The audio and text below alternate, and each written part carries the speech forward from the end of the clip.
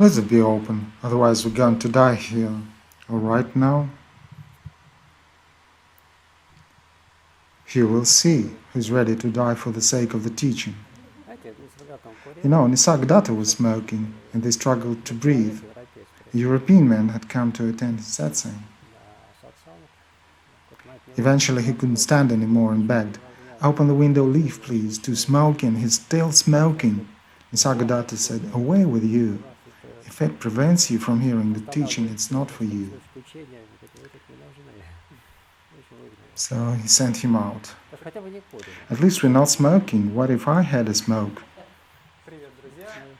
Hi friends, we've got Sumiran here, starting off on a funny note. Thanks a lot for coming to us. Thanks for your inviting. We'd like to talk to you about practicing. It's a common view among masters nowadays. And they split into two camps. One camp holding that practices are necessary, and those masters that disregard practices, saying they are of no use. Practitioners suffer a big confusion in their minds. I hear them saying and writing, "It's obvious." Let's consider the topic. How do you think? Are practices needed? Do they lead to development, to understanding? When I'm asked this kind of question, the practice appears to be some tool. And I would ask him about his goal. What would he want? When we argue what's needed and what isn't, for instance, do I need a car? It's a question of my way of living and functioning. The answer will depend on it. That's why it must be taken into account. What does the man want? What's his aim he moves towards through practicing? Why at all is he interested in this subject matter? Well, a standard seeker's purpose may be the elimination of suffering. And more advanced and stubborn seekers use such terms as liberation and enlightenment.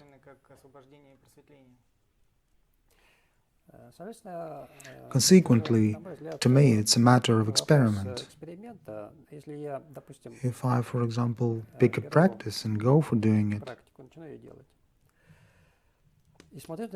I will check the result. If something's changing in me, changing for what I'd wish it was changing, then it's useful for me.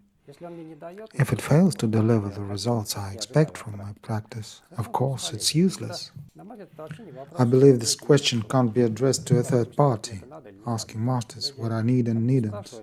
People don't ask whether they should have sex or shouldn't, though sometimes they do ask even so. But I don't quite admit a third party's decision upon anything, including practice.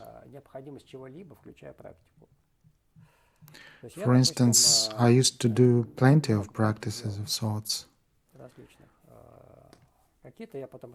I've abandoned some of them because they'd had the effect on me that wasn't worth increasing. Some of them I've kept with me, the practices that made me feel changing and moving in the desired direction. I didn't care at all what others would say, even masters. It's my own experience. If it helps me, and I feel so, I'll hold on to it. Once it's no longer delivering the goods, I'll leave it behind. What were you seeking?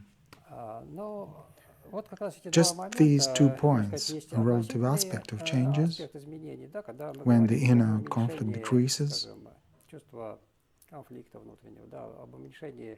the emotional stress decreases. All that is felt through a relative healing. When we are physically ill and start treatment,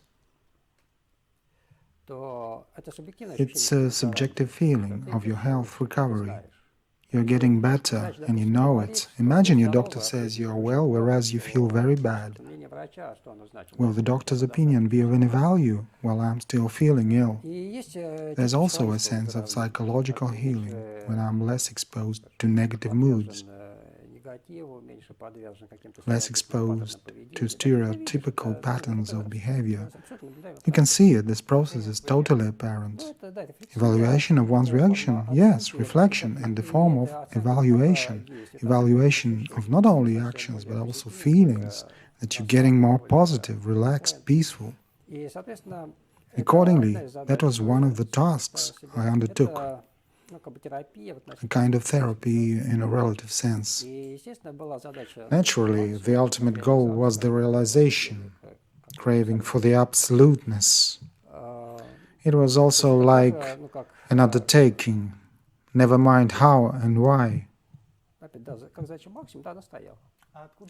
And where? Excuse me, I'll throw on questions as we go. Where did the idea of the absolute arise from? Why on earth head for the absolute? It was a response because, as a rule, we learn about the beyond, about God, or the absolute, or the supreme aspect. We usually know it by two ways. The gut feeling that it exists, some hunch of something beyond your knowledge, some other plane. As if you'd like to remember? Yes, some yearning, craving from the inside, not triggered by the external factors, but arising from within. And second, of course, when someone encounters sources left by the Buddhas, enlightened men of the past generations, contemporaries, and books telling stories about the unknown. We have known, and we've left this message to you. Search for it. For me, everything had combined all together. At 2021, of course, I read Lao Tzu, and a bit later Ramana Maharshi, Gurdjieff, Osho, Krishnamurti. They were all clear indications to something existing beyond the ordinary form of perception of reality. And I had my own profound and very bright experience, quite a lengthy one, like an energy initiation. It was so intensive that I had no other choice left but to explore what was its origin. Was it so-called satori? By satori, a short glimpse is generally meant. My first period, the initiation, was 3 months long. Every night I was in a vigorous, altered state of mind. And I had no conceptual description of that thing. It was in about 1991, no proper books about it. I had read Lao Tzu, Blavatsky, which you could find at the time. Castaneda wasn't even available. Yet the experience was very powerful, completely destroying the world view the society had given. Ideas I'd had about myself, about the world set up. In a sense, there were satoris over a period of 3 months. I'd been shown various planes from what we call hell, the underworld, very harsh spaces, non-human, non-physical, to what we call paradise. I'd been shown absolutely ecstatic forms of life and energy. I'd been experiencing the whole spectrum profoundly. Once all that vigor had gone, I was at a loss, wondering, what's this? Where is it from? Who am I eventually? Since then, I had a period of search and inquiry into what had happened. Consequently, my way of reading books had changed. Reading Castaneda, half of the stories he expounded were clear to me from my experience of those states. They were recognizable to me. Such was the beginning of it all. Your experience was the starting point, wasn't it? On getting it, you moved forwards. Yes, largely, and not due to my practice at the time. Moreover, I hadn't actually known how to practice. I'd been studying the philosophical aspect of the teaching, doing the Chinese wushu, Qigong, Kriya, and such prying into psychology. Nonetheless, the power of experience is incomparable to nothing I could do myself. It seems in your case, practice was a tool to recollect that experience once more, to return to the source of that experience again. It was a process of investigation. First, practice made corrections and amendments to my peripheral systems, the physical and emotional bodies, because we all carry loads of tension and negativity in all bodies. Also mental attitudes disturbing our lives. Practicing was partially devoted to this relative level, for the positivity of living the relative aspect of life. But part of attention was always searching for the absoluteness, for something out of touch of time, space and relativity. This searching went in parallel all the time.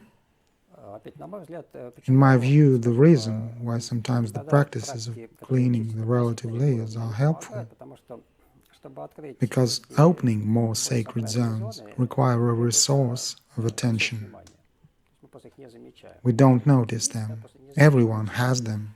Just they go unnoticed, so when we detect something, it's done by attentiveness, meaning if I find something, my attention is focused on that object, fact or feeling, and becomes my conscious experience.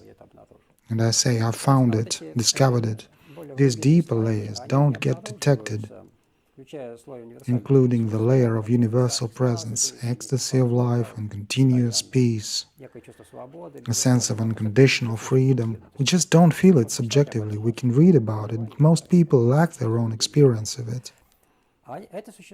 In actuality of the universe, it does exist. Why can't it be registered by attention then, if it's there right now? As a rule, the majority are preoccupied with their external and internal issues of the day. If the problem zone is unwell and strained, the issues will certainly attract attention. It's natural. Any pain, any discomfort is the system device to draw attention for solving the issue. If one has plenty of such zones and is in search of God and meditating, then there's simply no resource of attention. It's all grabbed by these tensions and patterns. One may simply learn, it's another practice, learn how to detach one's attention from problematic zones. The problem has remained, an energy problem, but my attention can be pulled off.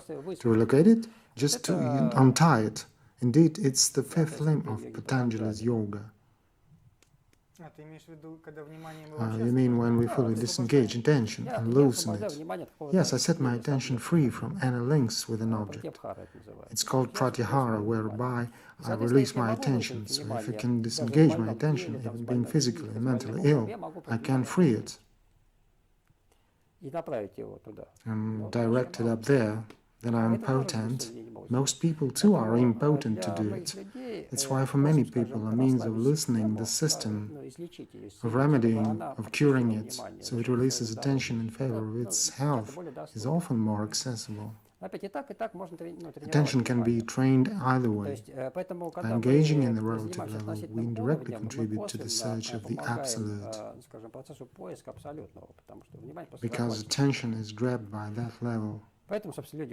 That's why they went into retreats and seclusion, to prevent external interference. The idea is the same, to prevent attention from scattering. This way, the entire stock of attention could be raised to get linked with higher spheres. One could seclude physically, but attention would get caught by emotions and mental patterns. So one should be able to withhold attention or strive to dissolve the systems. Two practices, pratyahara, meaning the faculty to detach attention, and relief of tension, are two basic ways essential for us.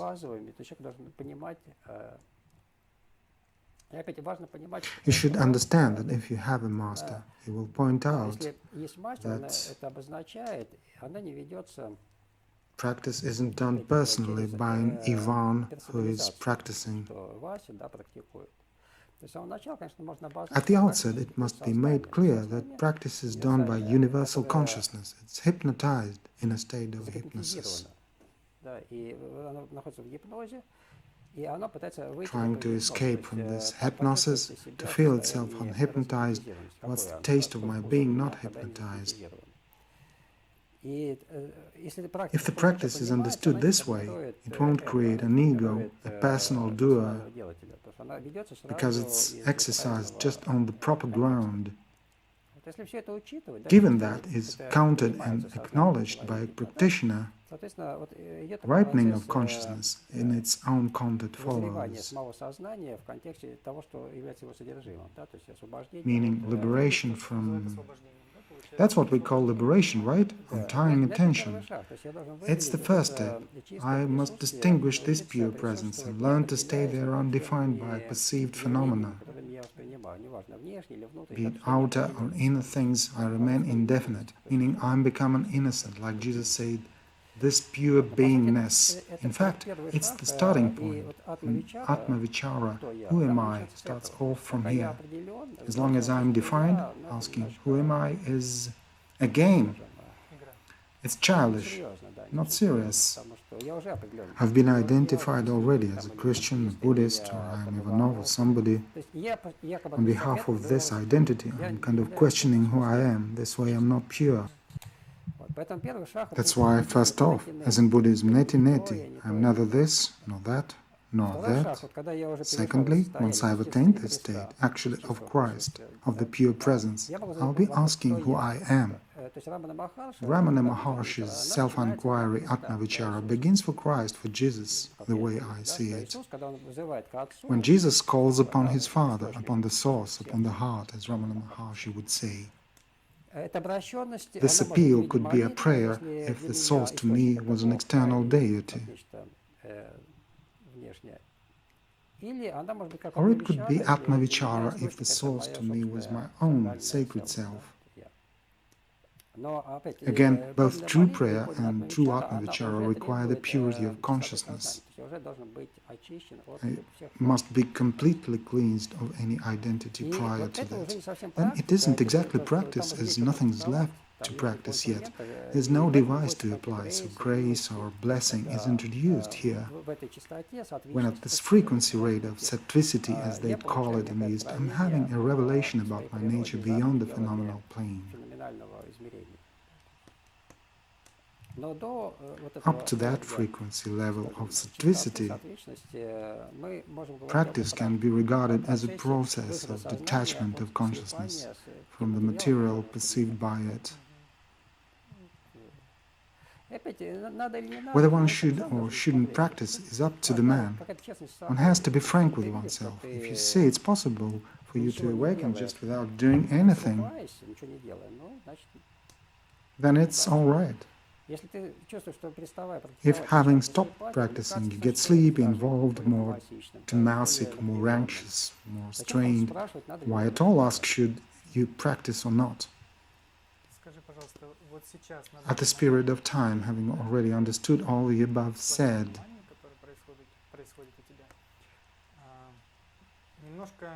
let's look into the jargon we use to ensure we're speaking the same language. And our audience is with us too. We are considering attention, right? I reckon practice deals with attention. It's one aspect of practice. It's the ground. We start off with attention, don't we? Otherwise, where would we go without attention? What is attention? I would define attention as the capability of knowing an object by a subject. Attention itself is not an object, rather some capacity, some ability, which is a quality of consciousness. In fact, when we come to any form of perception, even the sense of being, of I am, we've got to split into the two words I and am, or I am and seeing something. This way we designate I as a subjective aspect, that is, you are the seer, the knower, therefore I am seeing is a process, a connection of an element of attention. That's a function we refer to as attention, and I know what it's about. For instance, I know that I am, or I know about a phenomenon or a thought, meaning attention is the process, right? Yes, attention is an attribute, a quality of consciousness that enables this tie-up between the subject and an object to be made. In this triad of the knower, the known, and the knowing, the latter, the process of knowing and seeing, is attention. Defining attention, it appears to be like neither a subject nor an object. It's still the third component of the universe responsible for getting the subject and object connected. So it's somewhat an interesting force. I would call it a kind of force, executing its function, the function of creation. To sum up, attention is an attribute of consciousness. Yes, it's one of the attributes. What about consciousness? I would define consciousness as a kind of triad because we've got a phenomenal aspect of consciousness that is an object. That too is consciousness in an active form of energy, vibration, thicker or thinner. And we've got the aspect of consciousness as subjective emptiness, also called shunyata, or void, that in objects are reflected, being empty as such. So attention is the force binding emptiness with objects, which enables a reflection of experienced object in this emptiness. The trinity of attention, empty witness, and objectivity makes up the triple consciousness. Unless it falls apart into three parts, it's at the absolute phase, which Nisargadatta used to call the source of consciousness. Consciousness for him was more of the manifested part in the triad, while Ramesh referred to this absolute phase, to the source of consciousness, as calm consciousness. So it's absolute in calmness, and this universe, in actuality, it actualizes through the triad of seer, seen, and attention anyway. Whatever the universe might be like, it will be bound by these three factors. There must be an experience, an experiencer, and an object of experience. Please tell us what is mind. Do you generally use this term? Yes, I do use it in the Western meaning of mind. It's our logical linear thinking. The left hemisphere intellect, as we call it, the capability of conceptualizing, logic and associations. It's one form of the mind. In the East, they use a totally different slang, hence misconception about the Tibetan and Ramana Maharshi's vocabulary. Consciousness is just what they mean by the mind. Mind to them is consciousness itself, entire and universal. So when they say everything is mind, they don't mean everything is our intellect. They mean mind is the entire universe. By saying that mind has its source, Ramana meant the absolute. What they call mind, the Christians call Christ, for that matter. As God the Father manifests as the Son, as his first emanation, as light as I am, Ramana called this mind this first sense of I am. He called it ego. Ego in its universal, global meaning of the word, while the Absolute was called heart by him. He used his own language. His readers should be aware of his very specific language. He wasn't conventional. He'd created a context with his own meaning. He can only be understood through a thorough study of his books, along with practicing. This way can the true meaning of his symbology be discovered. After your lengthy exploration and study of numerous teachings, and plenty of information being an integral part of it, please tell, are those various teachings about one thing, or do they differ by goals and methods? I can recognize a single common basis. Teachings to me are actually different terms. At different times, in different cultures, different nations, the founders of the teachings experienced the same. Their state was certainly common, Their experience and knowledge was the same, but expressed in the terminology pursuant to the culture of those days of a particular nation. Any living Buddha would seek understanding. He would speak so that he was understood by his contemporaries. As the contemporaries and cultures vary,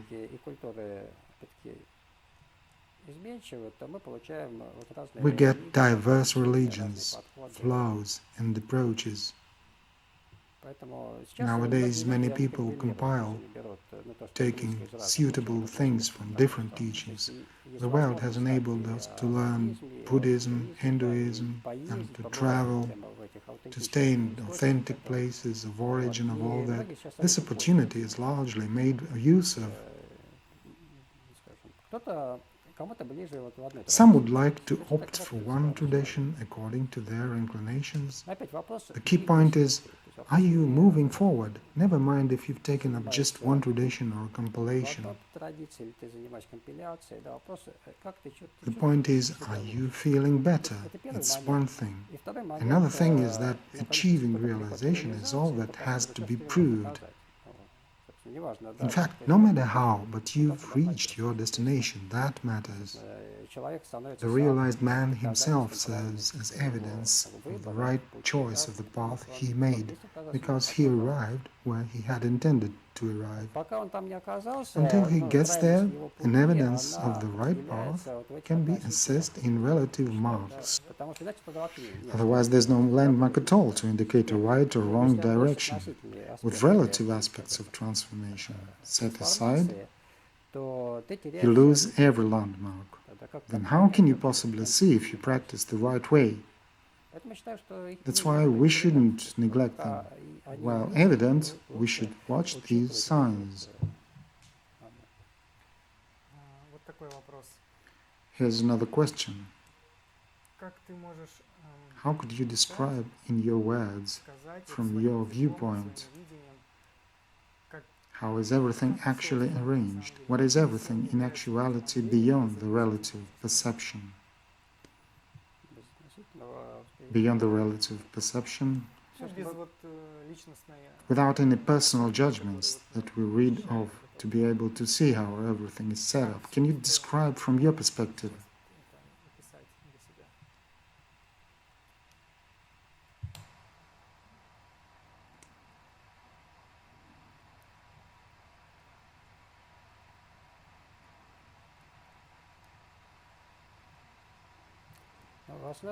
On the basis, behind every form, these dimensions of love, freedom, and peace underlie. That's the background of creation. It's always present, at any point, what they call the sattvic mind, Christ, Logos.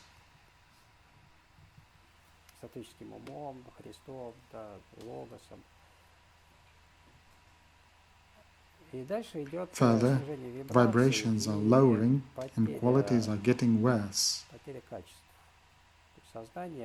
The way it happens in consciousness, at the beginning, when consciousness arises from the Absolute, it resides in Sat Chit Ananda, as they call it in the East. It includes knowledge, meaning it knows its nature, it's blissful, and it's aware of its being.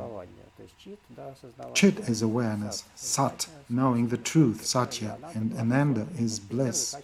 These are the first qualities of life. They remain being continuous at the subtle vibration level. Every living form has them. It's perceivable by means of attention. The Absolute is beyond perception. We can't perceive the Absolute because of its absolute nature. For mostly we can perceive Satchitananda. Talking about a higher form of perception, it can be an experience. The Absolute cannot be an experience because of its nature of the total unity. Mind is the experiencer anyway, isn't it? What is that which experiences? Talking about the first form of manifestation, which is I am, the ability of consciousness to experience itself. Just like the shining sun doesn't need a source of light to be seen because it's effulgent, self-illuminating. In the same way, consciousness is self-conscious without supportive objects. It can be self-aware with no objects to lean on. The sense of I am needs no other experiencer. Due to self-perception, with this unbundling into three, knower, I, and am, as a kind of energy of the presence. This knowledge of amness is one form of knowing. Bliss can be there, meaning I am blissful, and I know that I am. Besides, there can be the sat element, satya, truth. I also know who I am. Not only do I know that I am, because in this universal presence, my awareness of who I am can be gone. Likewise, children are neither identified with the form yet, nor aware of themselves as supreme beings. Basically, they know they exist. When asked, "Who are you?" they wouldn't answer, because they aren't determined by the society or by wisdom. They simply are. Therefore,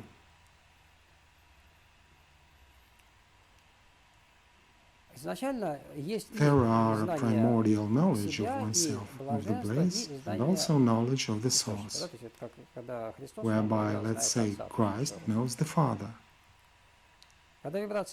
As vibrations subside, if all the Trinity is lost, what we get is an inert object. Take this object, it's got no self-awareness, no knowledge of truth, and no bliss either. When matter in a sentient being develops so that the cerebral cortex can reflect the universal presence as an indirect light or the somatic consciousness, then the sense that I exist, I am, arises. I, like in a living being, restore one of the aspects of the primordial presence. Still the bliss is missing, and awareness of my identity is missing there. Though children are more blissful, they can hold some bliss on the background. Later on it goes. From my point of view, the objective is to restore the lost components, so that at these vibration levels, in this density, I could experience extracorporeal states by my consciousness, bliss, self-knowledge, and presence. Presence is being felt by everyone. Bliss isn't felt by many, I mean subjective field of bliss. And awareness of the true self is absent too. By means of practice, we aim to restore the bliss fast, because on entering the indefinite consciousness, we feel blissful, where ecstasy and loveliness arises. They display the taste of consciousness without identity. If someone says, "I'm not identifying myself," while feeling no love, no rapture, and no freedom, he seems to be playing some mind games. It indicates the pure taste of that. Is it a feature of that? It's a feature of the undefined consciousness, its criterion. Is love also a feature and a criterion? Yes, just as the nature of water is wetness, so the nature of consciousness, not identified with forms, rid of the sense of ego and its involvements, is blissful and loving. Should somebody around feel bad or miserable, then compassion would follow and result immediately, reflecting the situation in the pure consciousness. Why did Buddha and Jesus alike teach compassion? Because it's inevitable. It's impossible to cultivate. If you try to cultivate as a man, it will be a fake substitute. Well, it might look socially pretty nice, but it will be wrong, nowhere near what the Masters spoke of. Had you disidentified yourself rightly, you'd actually have obtained all the qualities intrinsic to a consciousness of no identity. Eventually, we have regained the elements of ananda, meaning bliss and freedom. Next, we've got the satya element, sat to reach, because who feels the bliss? Where's the source of it? What force creates the bliss? Here, the true Atma Vichara comes into play when we try to rebuild the third element. When Jesus praised the Father begging for his revelation, he praised being already the Jesus. That's how I try to deal with it in this context. Do you hold satsangs? You run what you call satsangs, right? Yes. What's the purpose of these satsangs? What happens there? Do you have a preferred means that you've developed that will sure work best for modern minds?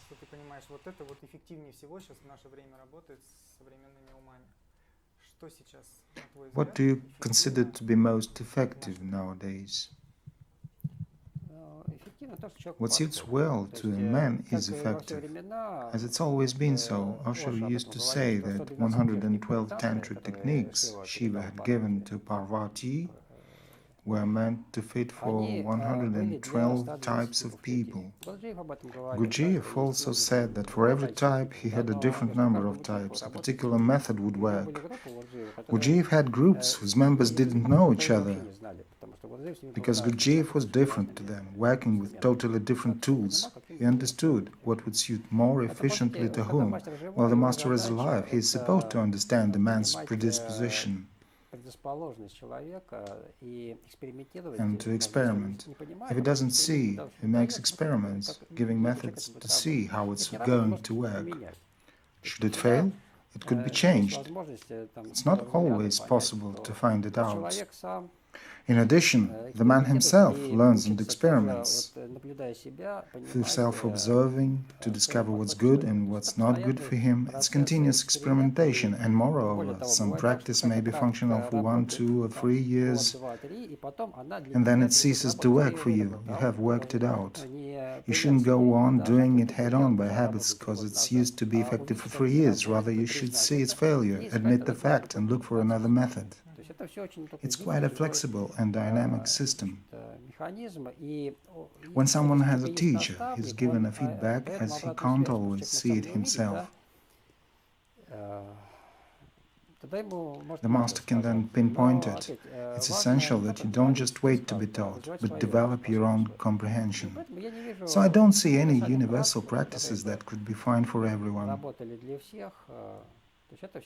It's all about a selection. That's why smaller groups are more effective. When people are more reachable to see and speak one-on-one, unlike masses of folks, one can be more open then. Some are opening easier in a chamber-like setting. When it becomes a mass phenomenon, a disciple will be more responsible, because the master can't afford paying attention to everyone personally, hasn't got enough time. As for Gurdjieff, he selected disciples thoroughly. He rejected large working groups. It was his signature approach. He disregarded the crowd. He wanted to know everyone, to work with them individually.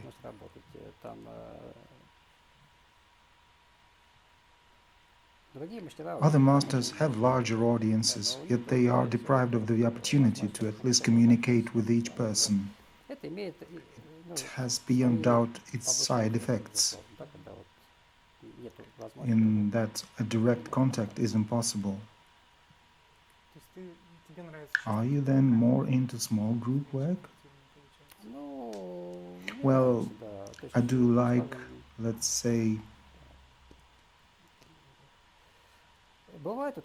when festivals take place, it's interesting to converse with a large audience in a special atmosphere. It could be gorgeous and profound. For example, Krishnamurti spoke for multi-thousand audiences.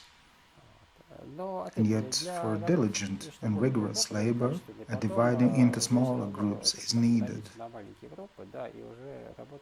so that the work is done in a closer connection, if possible.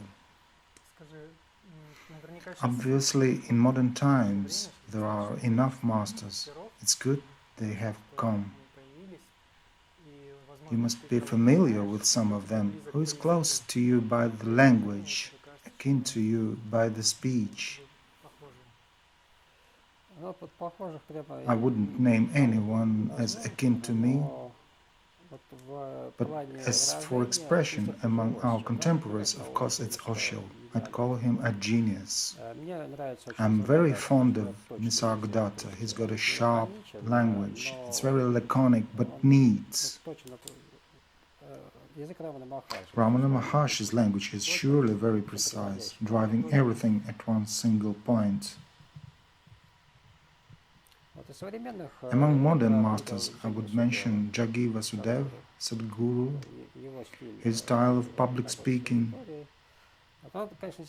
He changed because since I had heard his discourses and read them when he had few disciples, about 70 or 100 at his retreats, the language and the message used to be completely different. Now that he speaks to thousands, out of whom many are not practitioners, just come to listen, he needs to adjust the language, of course. The tongue differs there. For me, the master had better contact and dedicated circle of disciples. Then the depth of the language and expression is quite distinct. Well, that's the choice he'd made for the masses. He prefers that more people would at least encounter the teaching as they could. The way he plays with language and forms word construct is to me quite talented. In a way, I also like, again, we can talk about pros and cons of everything, nothing's perfect, styles differ. The features of Karl Renz appeal to me, the way he expresses the teaching, the words he uses. It's not the same as I do in the least, though I like it.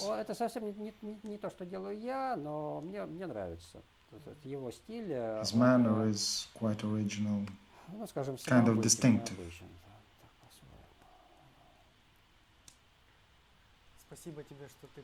Thank you for your coming, for this wonderful conversation. Friends, we've got Sumiraну as our guest. You're welcome to attend satsangs, to ask questions in the comments to this video. The links to the Sumiranu's channel are down beneath too. Make sure you subscribe to our channel, set an alarm for notifications.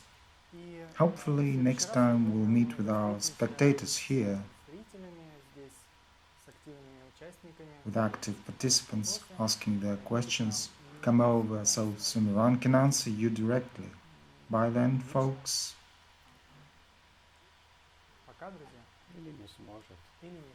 Or he cannot. Or he cannot. Goodbye. Thank you.